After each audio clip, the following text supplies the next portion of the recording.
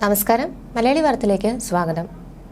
Qatar, Egypt എന്നീ രാജ്യങ്ങൾ മുഖേന വെടിനിർത്തലിനും ബന്ദിമോചനത്തിനുമായി പുതിയ നിർദ്ദേശം ഇസ്രയേൽ സമർപ്പിച്ച റിപ്പോർട്ടുകൾക്ക് പിന്നാലെ ഗാസയിൽ ഹമാസിന്റെ സാന്നിധ്യം ഒക്ടോബർ 7 മുമ്പുള്ള അതേ നിലയിൽ തുടരുകയാണെന്ന് ഇസ്രയേലി മാധ്യമങ്ങൾ റിപ്പോർട്ട് ചെയ്യുകയാണ്.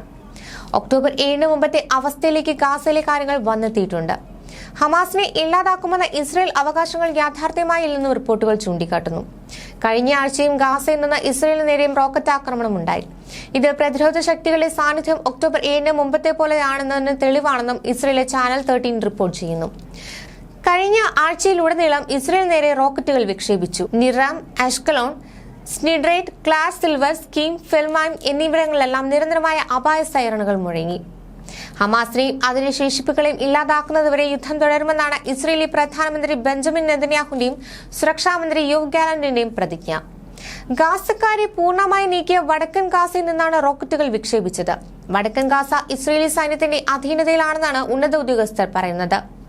എന്നാൽ ജനങ്ങൾ വടക്കൻ ഗാസയിലേക്ക് തിരിച്ചെത്തിയെന്നും ഹമാസിന്റെ സാന്നിധ്യം ഇവിടെ ഉണ്ടെന്നുമുള്ള വസ്തുതയാണ് റോക്കറ്റ് ആക്രമണം ചൂണ്ടിക്കാട്ടുന്നത്. റോക്കറ്റുകൾ വിക്ഷേപിക്കുക മാത്രമല്ല, യുദ്ധമുന്നണിയിലുള്ള ഇസ്രയേലി സൈനികരെ ഹമാസ് ലക്ഷ്യമിടുകയും ചെയ്യുന്നു. കഴിഞ്ഞ ദിവസം ഇസ്രയേലി സൈനികനെ ഹമാസിന്റെ പോരാളി കൊലപ്പെടുത്തിയെന്നും ചാനൽ 13 റിപ്പോർട്ട് ചെയ്യുന്നു. യുദ്ധം ആരംഭിച്ച് 204 ദിവസം പിന്നിട്ടിട്ടും ഇസ്രയേലിന് ബന്ദികളെ മോചിപ്പിക്കാനോ ഹമാസിനെ ഇല്ലാതാക്കാനോ സാധിച്ചിട്ടില്ല. ഇത് ഇസ്രയേലിലെ പരാജയമായിട്ടാണ് ഇസ്രയേലി മാധ്യമങ്ങൾ വിലയിരുത്തുന്നത്. നേതാക്കളെ വധിക്കുന്നത് ഹമാസിന്റെ ശക്തിയും നിശ്ചയദാർഢ്യവും വർദ്ധിപ്പിക്കാനേ സഹായിക്കുകയുള്ളൂ എന്ന് ചരിത്രം തെളിയിച്ചിട്ടുണ്ടെന്ന് ഇസ്രയേലി രഹസ്യാന്വേഷണ വിദഗ്ധൻ യോസി മെൽബാൻ അടുത്തിടെ പ്രതികരിച്ചിരുന്നു. ഹമാസിന്റെ മുതിർന്ന നേതാവ് മർവാൻ ഇസ്ലയെ കൊലപ്പെടുത്തിയത് വലിയ നേട്ടമായി ഇസ്രയേൽ അവകാശപ്പെട്ടിരുന്നു. എന്നാൽ ഈ നടപടി കൊണ്ടൊന്നും ഹമാസിനെ ഇല്ലാതാക്കാനാകില്ല. ഫലസ്തീൻ സമൂഹത്തിൽ ഹമാസ് ആഴത്തിൽ വേരൂന്നിയിട്ടുണ്ട്. വെസ്റ്റ് ബാങ്കിലും ഗാസയിലും മാത്രമല്ല, ജോർദാനിലും സിറിയയിലും മിഡിൽ ഈസ്റ്റിനും പുറത്തുപോലും അവർക്ക് സ്വാധീനമുണ്ട്. ആളുകളെ വകവരുത്തിക്കൊണ്ട് ഫലസ്തീൻ പ്രശ്നം ഇല്ലാതാക്കാനാകുമെന്നത് ഇസ്രയേലിലെ മിഥ്യാധാരണയാണ്. സുരക്ഷാ സൈനിക മേഖലയിൽ പോലും ഈ വിശ്വാസം പുലർത്തുന്ന നിരവധി പേരുണ്ട്.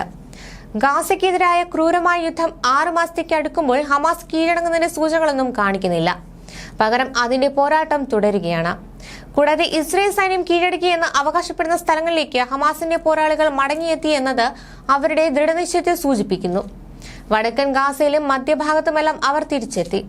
മറുവശത്ത് ഇസ്രയേൽ സൈന്യം കൊലപ്പെടുത്തിയ നേതാക്കളെ നിരയെ പെരുപ്പിച്ചു കാണിക്കുന്നു. ഹമാസിനെതിരായ യുദ്ധത്തിൽ തങ്ങൾ വിജയത്തിലേക്ക് അടുക്കുകയെന്നാണ് ഇതിലൂടെ അവർ ലക്ഷ്യമിടുന്നത്.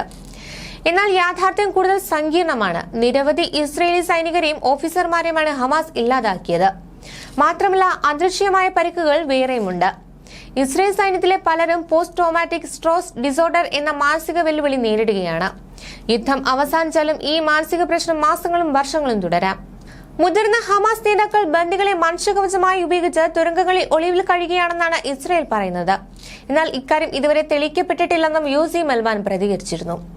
ഇപ്പോൾ മാസങ്ങൾ നീണ്ടുനിന്ന യുദ്ധം അവസാനിപ്പിക്കാനും തെക്കൻ നഗരത്തിലേക്കുള്ള ഇസ്രയേൽ കരസേനയുടെ ആസൂത്രിത ആക്രമണം തടയാനുള്ള കരാർ ഈജിപ്ത് ശക്തമാക്കിയ സാഹചര്യത്തിൽ ഗാസയിൽ വെടിനിർത്താനുള്ള പുതിയ ഇസ്രയേൽ നിർദ്ദേശം അവലോകനം ചെയ്യുകയാണ് ഹമാസ്.